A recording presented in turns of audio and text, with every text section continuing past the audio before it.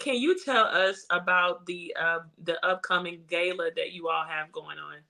Absolutely. It's our annual Blue Gala. We are sold out. We're expecting over 600 people to be in attendance. Wow.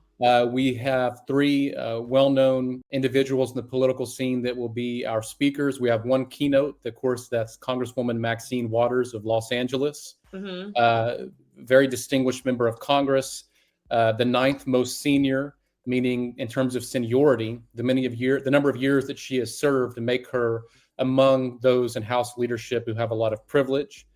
She is also the longest serving African American woman to serve in the U.S. House of Representatives in American history. And she was named Time Magazine's among their 100 most influential people just a few years ago. We also have State Representative James Tallarico, who is one of our two featured speakers, a rising star in Texas politics, someone who is very pro-education, pro-healthcare expansion, and a very outspoken critic of Christian nationalism, particularly that which has become more prevalent in the Republican Party of today.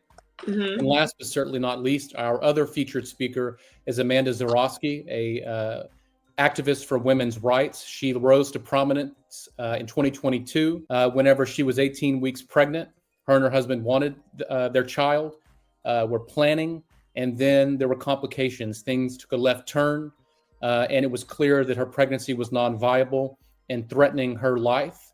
Of course, because of the overturning of Roe v. Wade, here in places like the state of Texas that are restrictive with their abortion laws and not very uh, understanding of the very unique circumstances that exist for women in pregnancy. She Mhm. was turned away at the hospital for further intervention. She ended up being home 3 days later. She went into septic shock, not once, but twice. She had to go to the hospital. She was in the intensive care unit for over a week, nearly died. Her family was flown in to see her, all because she could not undergo an abortion simply because there was a cardiac activity. And so they wanted to delay it. And as a consequence, she can no longer conceive a child. One of her fallopian tubes is scarred and permanently closed. And so she has a lot to talk about in terms of policy that has been championed by Republicans and its very real consequences for everyday women in places like Texas. Wow.